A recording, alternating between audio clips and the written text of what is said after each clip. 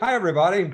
Is there any sport that really relishes, I'd say, all kind of baseball news year in? I don't think so. I think baseball is best when it comes to that. A major record has just been set in the baseball world when Aaron Judge of the Yankees blasted his 62nd home run to give him the American League season mark, beating Roger Maris by one and Babe Ruth by two. Of course, there you got three Yankees, and I guess you could say three outfielders. In fact, except that for a couple of games, Judges played center field this year. Barry Bonds has a National League mark. That was 73 back in 2001. But those are the only American League players ever to hit 60 in a season. Joining us today is a friend who saw, I think, about a half of Aaron Judge's record home runs. Paul Olden is completing his 14th season as the public address announcer at Yankee Stadium. And Paul, it's great to see you again. Well, thank you, Ross, for inviting me on. It's a pleasure to talk baseball with you, and especially in this a particular moment where we are all in awe of Aaron Judge, all rise, as they say, because of what he's accomplished and the way he has accomplished. Tell us about Aaron Judge. He grew up in Northern California. He went to Fresno State. He was the 32nd pick in the first round of the 2013 draft by the Yankees, and he got to the majors in 2016, but he only got to play 27 games that first year. Tell us about him as a young man, because I hear very good things about him. Well, they had one of the scouts who wrote up his high school report on Aaron Judge, and he wasn't impressed at the time. And that's not unusual for a lot of players. You really don't develop until you hit your college years. And Aaron wasn't anything all that special in high school, but then he blossomed at Fresno State.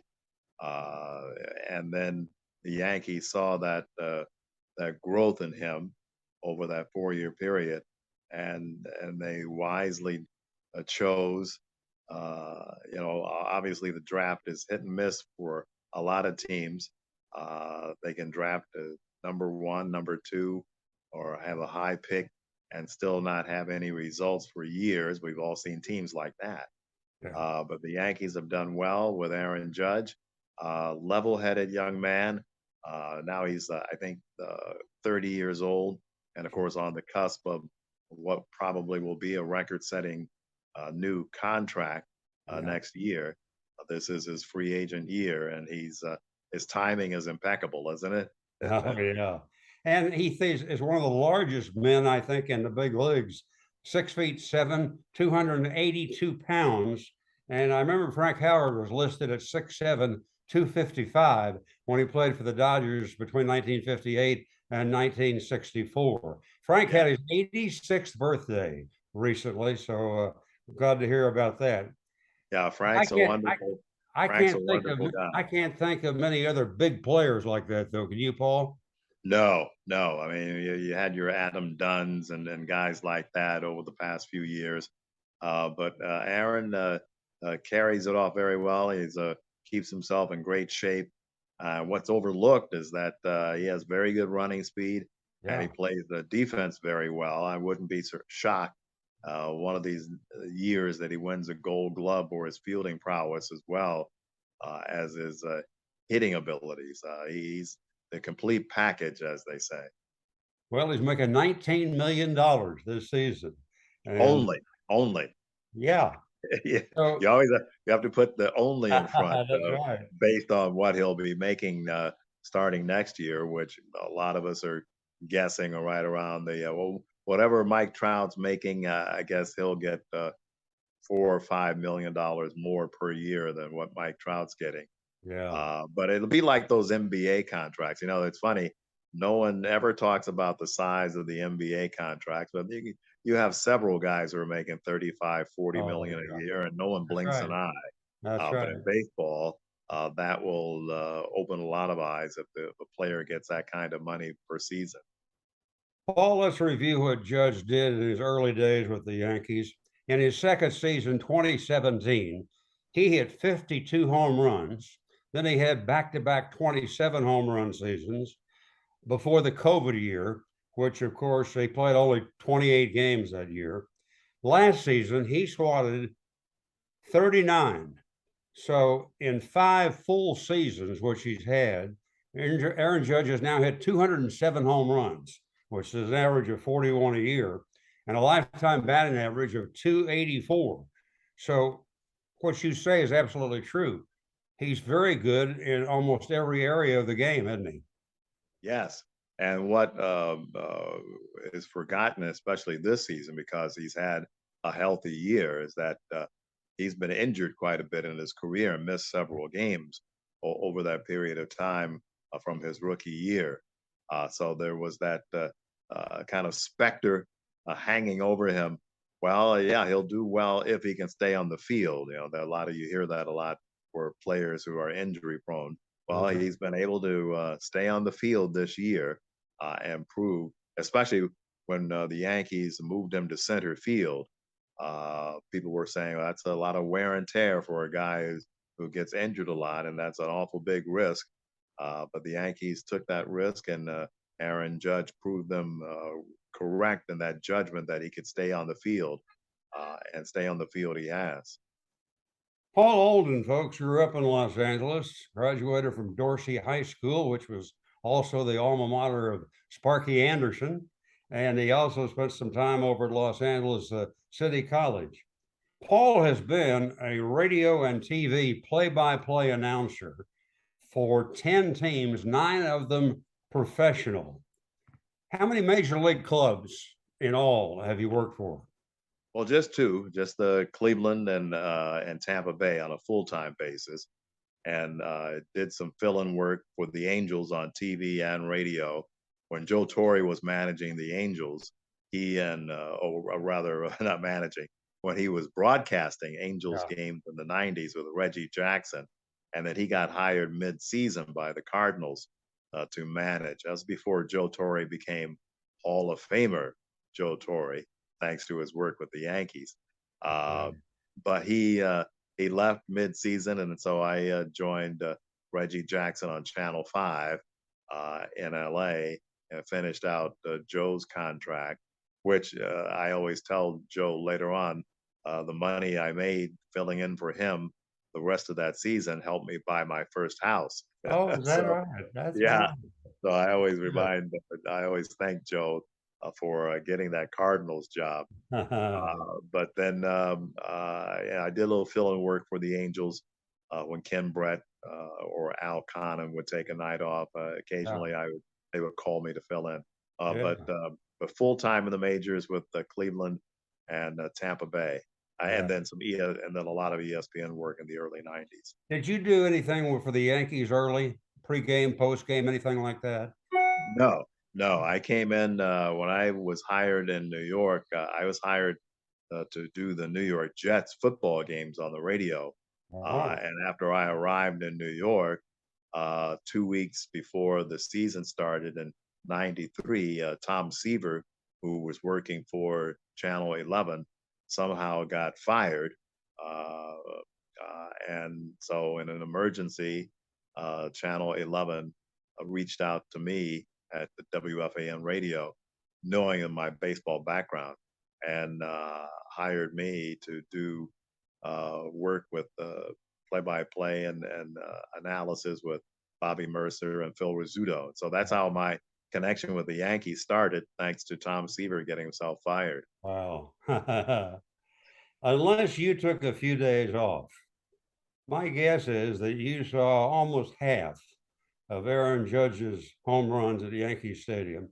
He hit one every 10 at bats at home, and he hit one every 9 plate appearances when he was out on the road. So, as I recap this season, Paul, of his, feel free to interject your thoughts as we go along.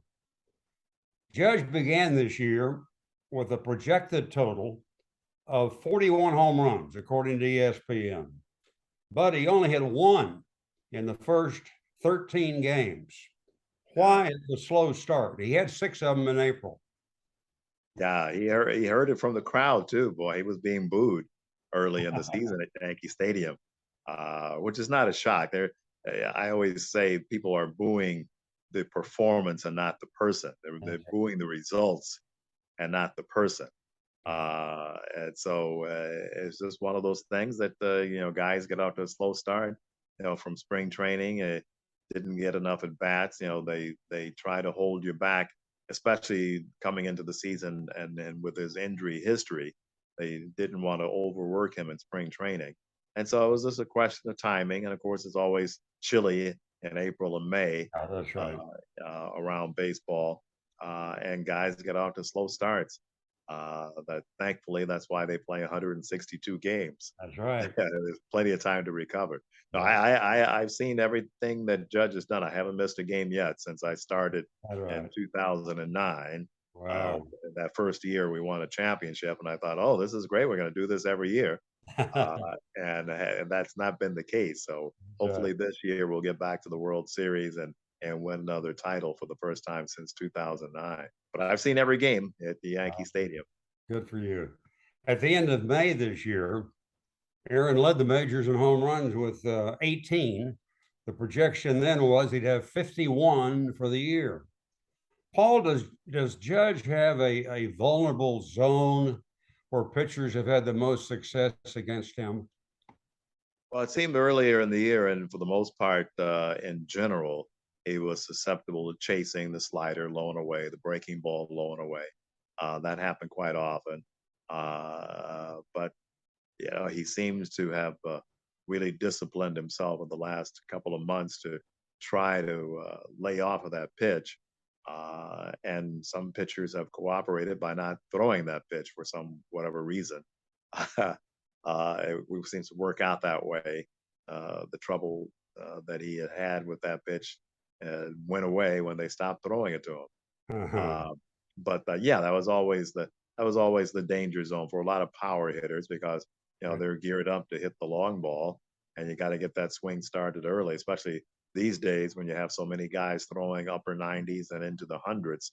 You got to be ready to pull the trigger, and you get fooled by the breaking ball quite often. Yeah.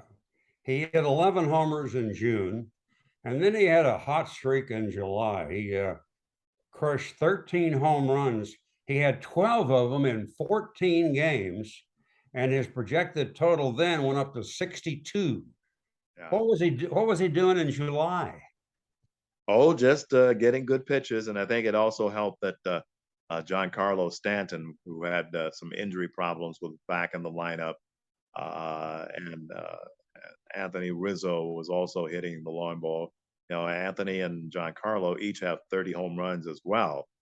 So when you have that kind of protection in the lineup, you're going to see some good pitches. There weren't a lot of soft landing spots in the Yankee lineup, so they all three got a lot of pitches to drive. Batting average not withstanding. That doesn't seem to be a factor these days. Although, of course, Judge is going for a batting crown. He began the day, I think, 3 or 4 points behind the leader in the American League batting race. But at least he's over 300. There are a lot of sluggers, of course, who hit in the 220s, 230s, 240s, and are still paid very well Yeah. for their production. So when he had that kind of protection in the lineup, you're going to see a lot of good pitches. Well, Judge is hitting 311. And Yeah, in looking at the Yankee roster last night, if you just look at the active players, nobody on the injury list, the second best hitter on the Yankees is hitting 263. yeah, yeah.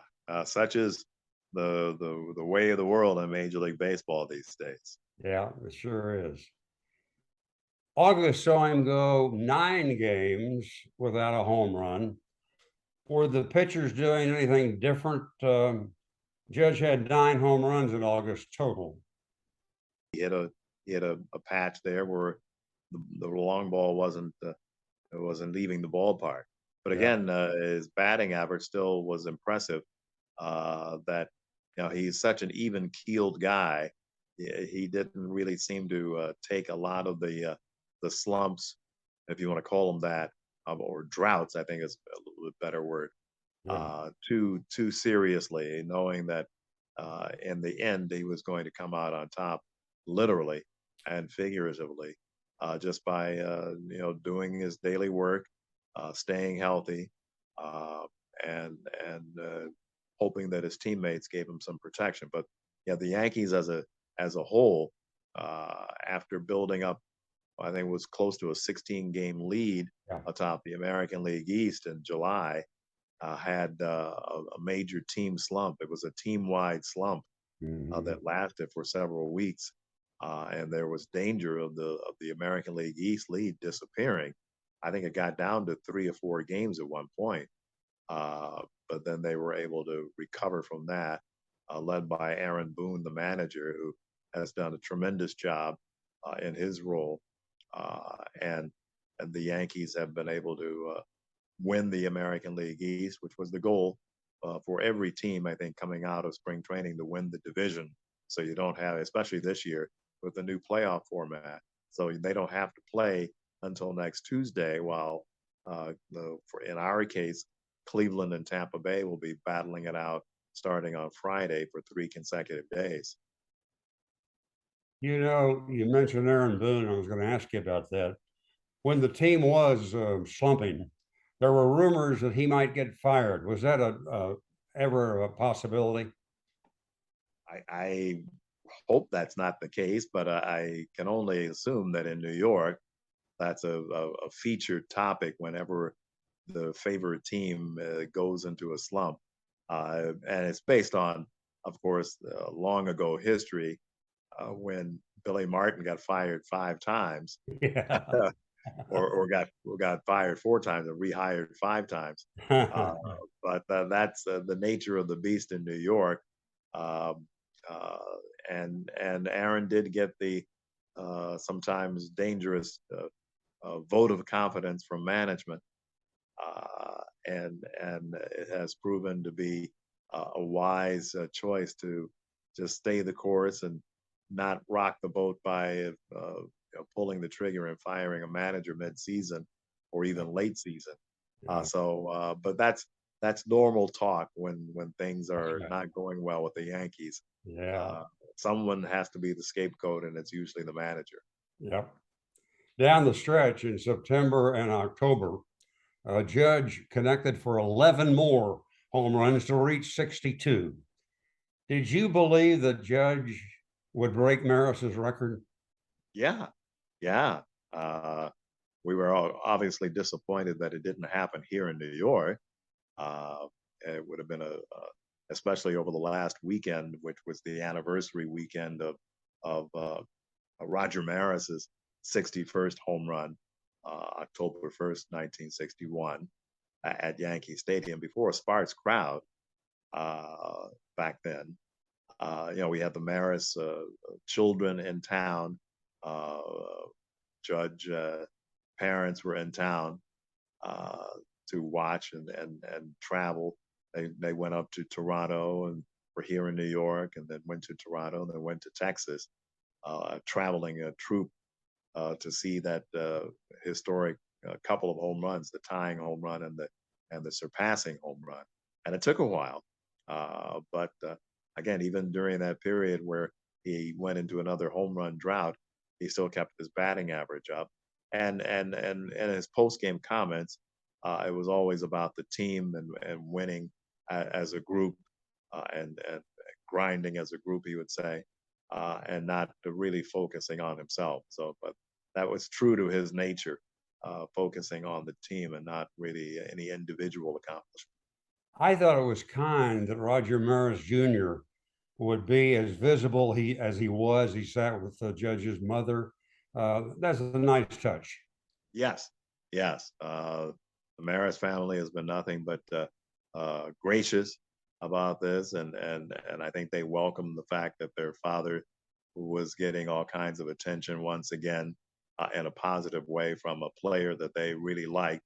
And of course, Roger Jr. has made his feelings known that he believes that Judge's 62 home runs should be recognized as the single season record by Major League Baseball. instead of Barry Bonds's 73. Yeah. Let's show the 61st and 62nd home runs that Judge hit. New York. Then the 61st happened in Toronto. Toronto. Okay. And then we thought for sure it was going to happen here in New York. I gave him rousing introductions each time, and the crowd would stand. And it was unlike the old days when guys were going after home run records and people brought their point and shoot cameras to the stadium and didn't know how to turn off the flash. So Yeah, you would see the whole stadium light up years yeah, ago with flash bulbs. that's That right. doesn't happen anymore. Yeah, that's uh, right. but we did have one unusual occurrence when it looked like he was not going to get another rotation turn in the batting order to come up. The fans in the seventh inning, like at a rock concert, took out their phones and turned on the light on their phones and held it up like they were holding up big lighters at a rock concert to get one more encore. Yeah. And as it turns out, the Yankees scored like 4 or 5 runs in that inning, and he got another at bat. Paul Olden is our guest, public address announcer for 14 seasons at Yankee Stadium. A few more facts now about Aaron Judge's historic power binge. He set an American League record by homering off 56 pitches. His home run totals a distance of 25,500 feet, which is nearly 5 miles. Judge's shortest home run was 355 feet against the White Sox in Chicago. Of the 62 home runs, 48 were hit off right-handed pitchers, although Aaron is right-handed. 35 home runs were slugged on fastballs. 11 came off pitches of at least 95 miles per hour. There were 31 pulled to left field. There were 15 hit to center field and 16 to the opposite field in right field. Paul, staggering numbers. Yeah. Well, I'm impressed by the 95 mile per hour home run total. Yeah. That again, as we talked earlier, that wasn't the case in Willie Mays's and Henry Aaron's and all those sluggers era. You maybe had one guy stand out as a hard thrower, but you had a lot of finesse guys, and you also had guys who pitched 9 innings. That's right. Remember, he's in the era where you routinely face 4 or 5 pitchers in a game. Right. He's in the era where teams purposely start relief pitchers for 2 innings and then put in another one and put in another one and put in another one.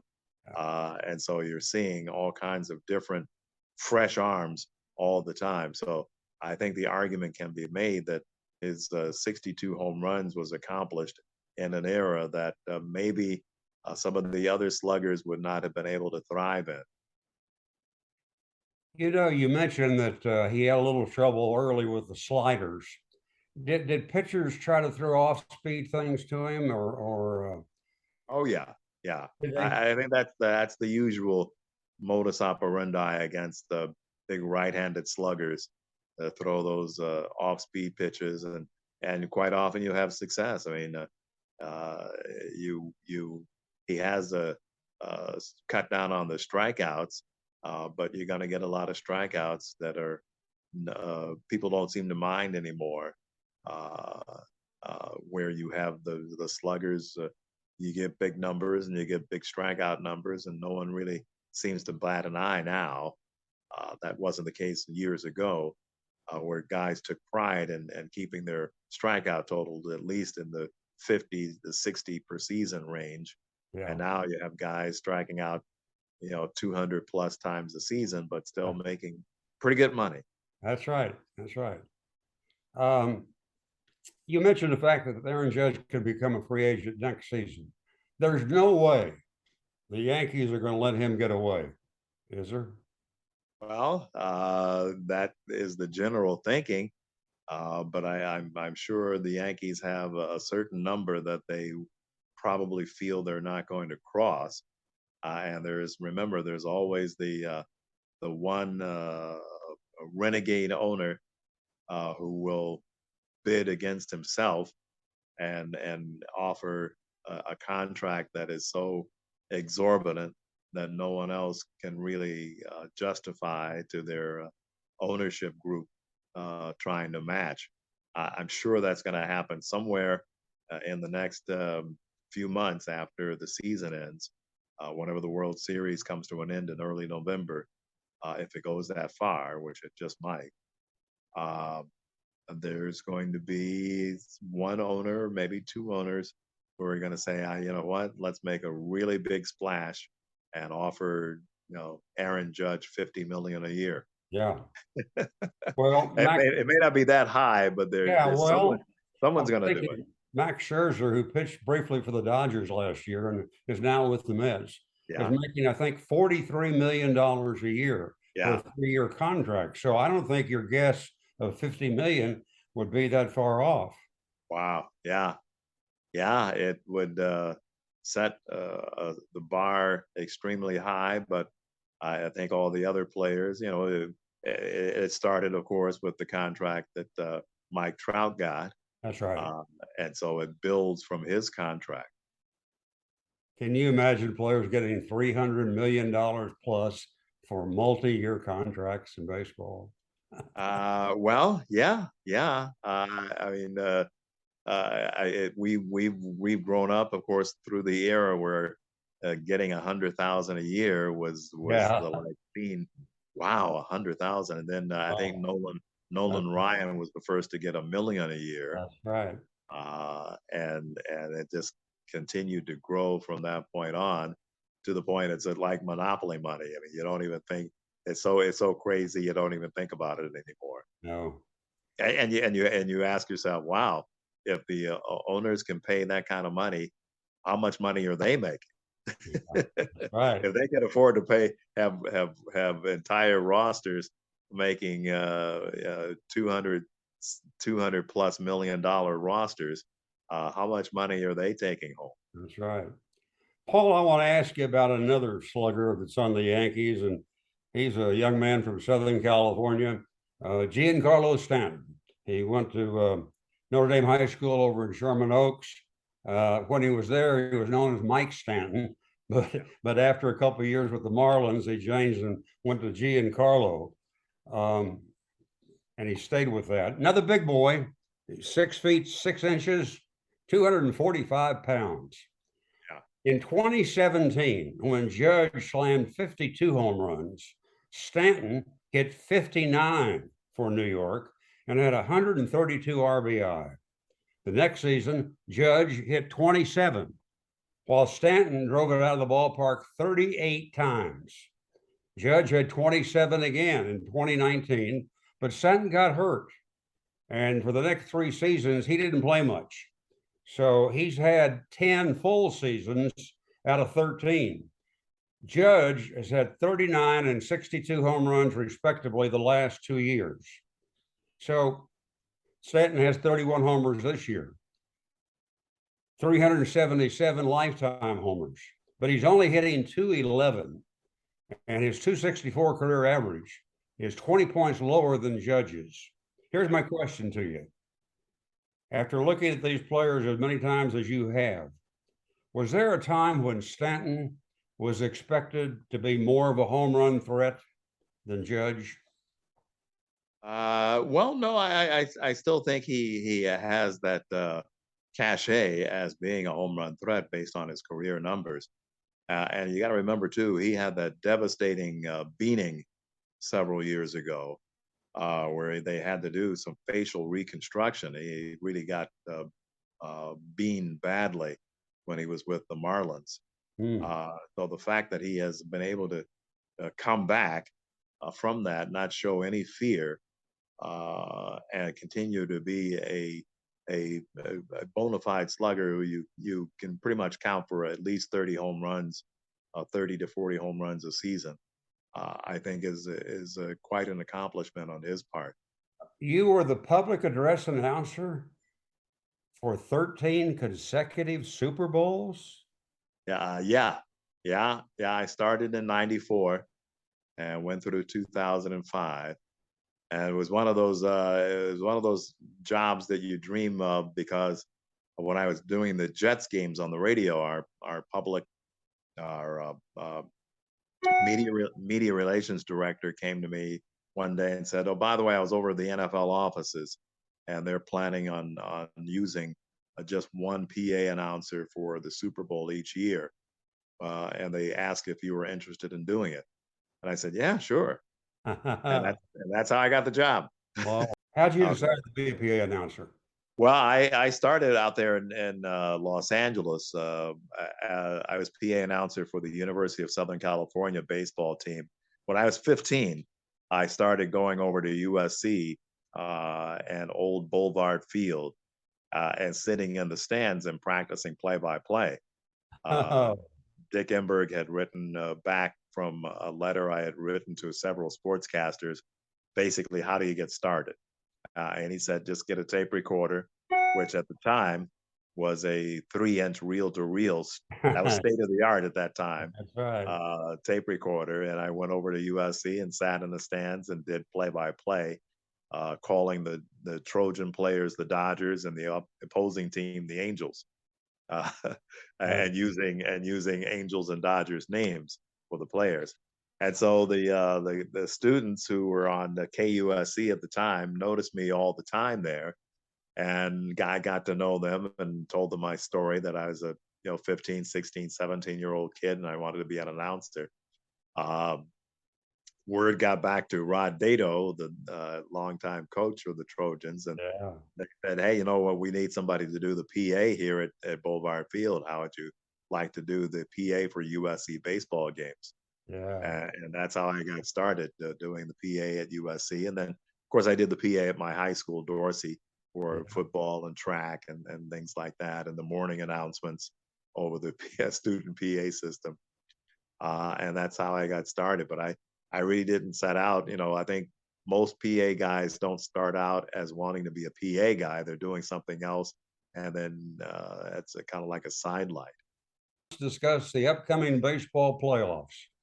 Yankees have now had 30 straight winning seasons, but as you said, they've won the World Series only once in the last 21 years, and that was in 2009. That surprised me a little bit. The six American League teams in the playoffs are the division champion Yankees, Astros, and Cleveland Guardians, which is still hard to believe. The wild cards are the Blue Jays, Mariners, and Rays. Paul, how do you analyze the American League postseason? Well, I'm always concerned with the Rays. They seem to be able to overcome. They've had a major roster overhaul this year due to unbelievable amount of injuries to their key players, not just the second and third tier players. They had a lot of their frontline guys not only get hurt, but get hurt for the whole season.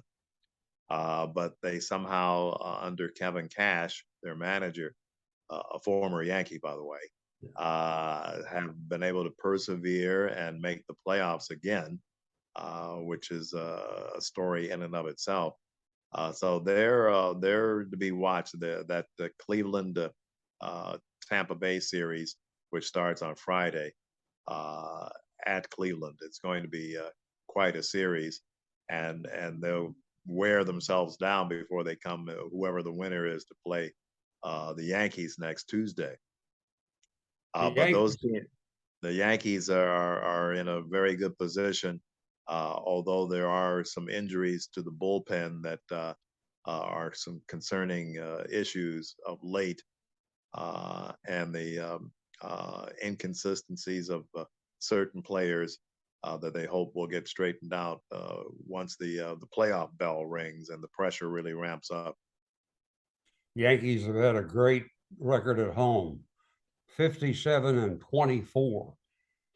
That gives them some sort of advantage, doesn't it? We hope so.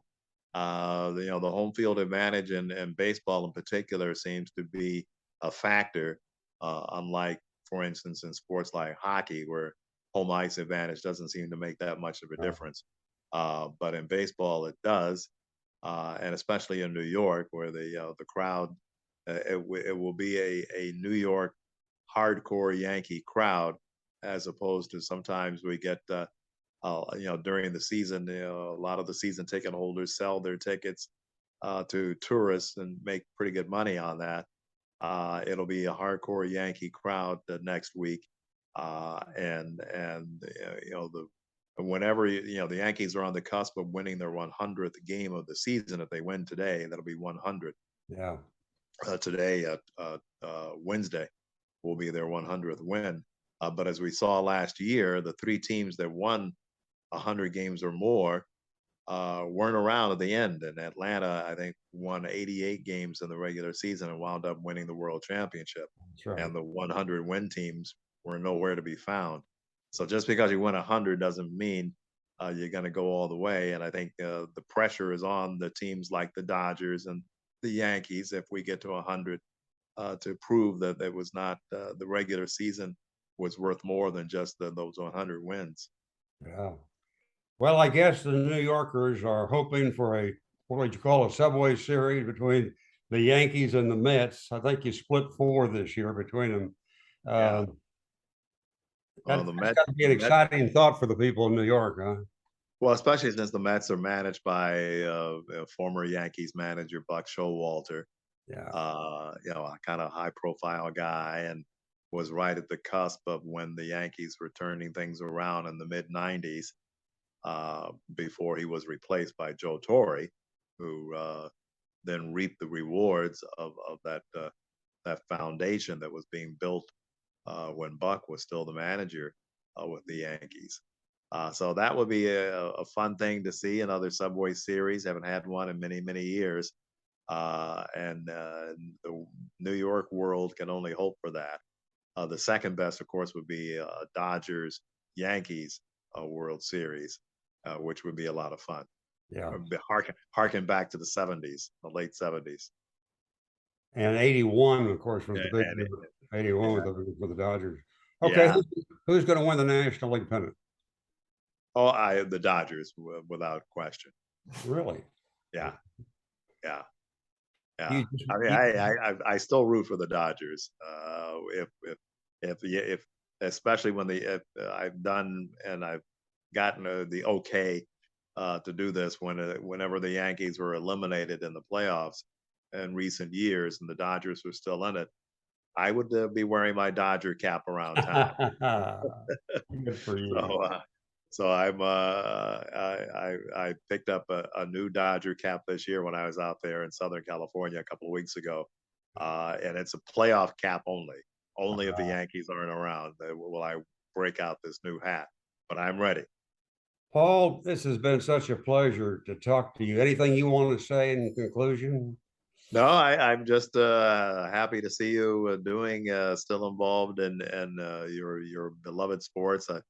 I've mentioned to you that I've been watching you ever since I was a youngster out there in LA, watching you on Channel 4, and taking notes about how to, because whenever I did sports, uh, when I worked for the ABC affiliate in Spokane, Washington, in the early '80s, I always remember how you gave scores and quick little notes on each game. That's when you did that sort of thing on local news. So, That's not the case anymore. I can remember. It's a funny story. 1980s when I started working at for the Spokane AAA team. I started doing TV in the off season, and that was right when film was being eased out and videotape was being brought in for yeah. television stations to use. And we got to a point where our management said, "Well, we don't want you to give scores anymore. We're just going to put the scores on a crawl on the bottom of the screen and let the audience read the scores if they're interested." And we thought that was the worst thing in the history of television. We're not going to be allowed to read scores of Yeah. Kansas City and Cincinnati. Oh, What? What do you mean? And of course, that was the beginning of what's routine now. but back in the '80s, we did fight against it. Well, I think probably you were like me. We were a one-man sports crew. Yeah, We looked at the film, we told the editor what to cut, and we went through all that. And in addition to writing our script and being ready for the start of the news, yeah. and these days they have multi staffers who are doing those things. And I laugh about that because it's all changed. Yeah, well, we not only were the one person band, we had to shoot the video as well. Oh, wow. Fortunately for us, our major sports arena in Spokane was located right across the street from our TV station. Oh, So that helped in terms of travel and getting a fresh video back. But we yeah. had to edit the video, write the shot sheet, then go into the bathroom, put our makeup on, and get ready, and then deliver the sports ourselves and run the teleprompter on top of that. Well, So we had to do everything in that market, but it was a lot of fun. Paul, thank you. It's All just right, been Ross. enjoyable. It's been enjoyable talking to you.